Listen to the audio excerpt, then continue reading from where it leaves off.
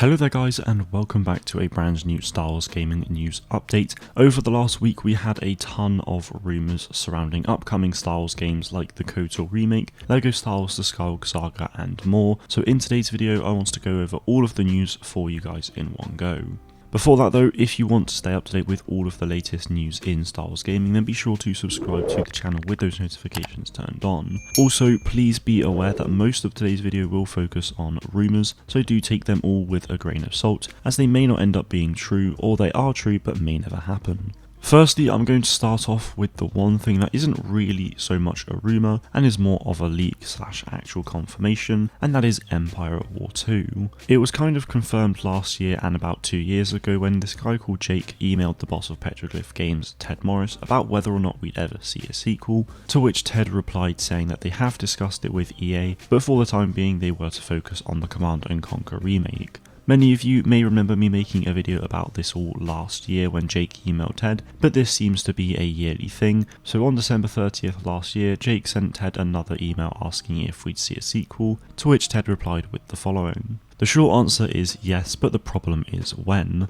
They are interested, but their plate is full, so we're in a holding pattern. Plus, our schedule is pretty full at the moment, but once our current project wraps up, we'll be pestering Lucasfilm Games or Disney to get something started. It does feel pretty bizarre that Ted is so open about this when normally things are so tight-lipped, but it's really exciting to think that a new Star Wars RTS game is likely on the way. Based on how things are at the minute, I imagine we won't see this game until probably 2025 or 2026 at the earliest, but it's still good to know about now nonetheless. Whilst I've never really played Empire at War before, I'll definitely look to play it before the next one comes out. I'm also hoping that this sequel will have all 4 canon errors in it. In the original game it was the original trilogy only, but I know that there's an amazing mod for prequel content. But imagine an RTS game with the High Republic, the prequels, the original trilogy and the sequels all in one. It would be a pretty huge game, but I know a ton of fans would be really happy with it, and I know I'd be really excited for it as well. Moving on to the rumour side of things then, Rogue Squadron 4, or at least a new Rogue Squadron game, is reportedly going to be revealed later this year by Crytek.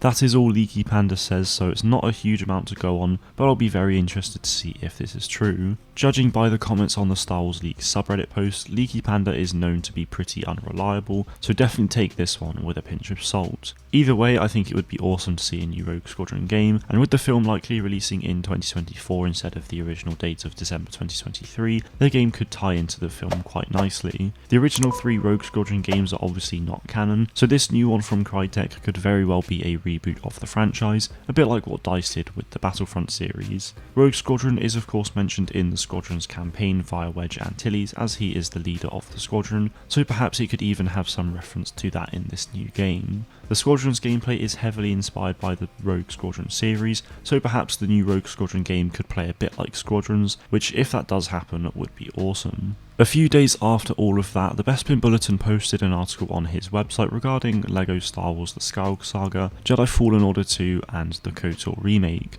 From what he's been hearing, LEGO Star Wars The Skywalker Saga will likely release in April or May, which should come as no surprise due to the release window being in spring 2022. It really wouldn't surprise me if we did actually get an exact release date in the coming weeks though, as it is getting fairly close now. As for the KOTOR Remake, he says that he's been hearing a release window of some point in 2023, so I imagine it'll be later in the year around October-November time. And to be fair, this is sort of what I was assuming as well, but it is nice to see this come from a reliable source. Finally, moving on to Jedi Fallen Order 2, Bespin Bulletin goes on to say that the game should be revealed before E3, likely at Celebration in May, which corresponds with what Jeff Grubb has said as well. This isn't surprising at all though, as most of EA's Star Wars games have been revealed at Celebration, with gameplay being revealed at EA Play Live and release is later in the year, so I fully expect that same treatment with Fallen Order 2. He also goes on to say that the game is still being aimed for a release later this year, however due to the ongoing pandemic they are taking it day by day and won't be afraid to push the game back to 2023 if needed.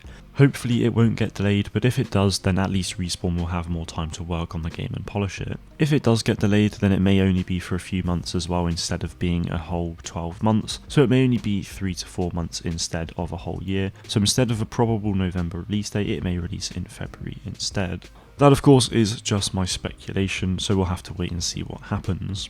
So to summarise, Empire at War 2 has basically been confirmed by the Petroglyph boss, a Rogue Squadron reboot could be on the way by Crytek which could be revealed later this year, LEGO Star Wars should release in April or May, the KOTOR Remake is likely going to release in 2023 but could be 2024, and finally the Fallen Order sequel should be revealed at Celebration at the end of May this year, with a game releasing later in the year or potentially in 2023. So guys, that is all of the news I have for you today. Be sure to let me know in the comments what you think about all of these rumours, and please remember to take it all with a grain of salt. Thank you all very much for watching though, and may the Force be with you always.